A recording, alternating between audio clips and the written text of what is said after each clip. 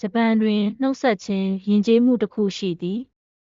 အစားအသောက်ဝန်ဆောင်မှုလုပ်ငန်းတွင်အလုပ်သို့ရောက်ရှိသည့်အခါမင်္ဂလာနံနက်ခင်းပါနှင့်ထွက်ခွာသည့်အခါမင်းရဲ့ကြိုးစားမှုအတွက်ကျေးဇူးတင်ပါတယ်ဟုပြောလေ့ရှိပါသည်ညနေခင်းမှာတောင်မင်္ဂလာနံနက်ခင်းပါလို့အချင်းချင်းနှုတ်ဆက်ကြပါတယ်အလုပ်ကထွက်တဲ့အခါနေခင်းအချိန်မရွေးမင်းရဲ့ကြိုးစားမှုအတွက်ကျေးဇူးတင်ပါတယ်လို့ပြောလေ့ရှိပါတယ်မင်းထွက်သွားပြီးရင်အလုပ်မှာဆက်နေမဲ့လူရှိရင်ငါအိမ်ရင်ပြန်မယ်လို့ထည့်လိုက်ပါ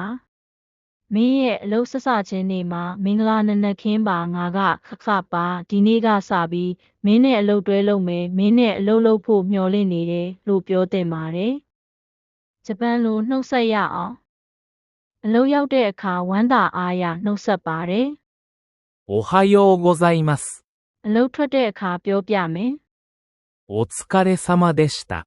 တင်ထွက်သွားပြီးနောက်အလုပ်သွားလုပ်မိသူများရှိလာသောအခါတွင်ဤသို့ပြောသည်お先に失礼します。မင်္ဂလာနံနက်ခင်းပါငါကဖြစ်ပြီးဒီနေ့ကစပြီးမင်းကိုအားကိုးနေမယ်အနာဂတ်မှာမင်းနဲ့အတူအလုပ်လုပ်ဖို့မျှော်လင့်နေပါတယ်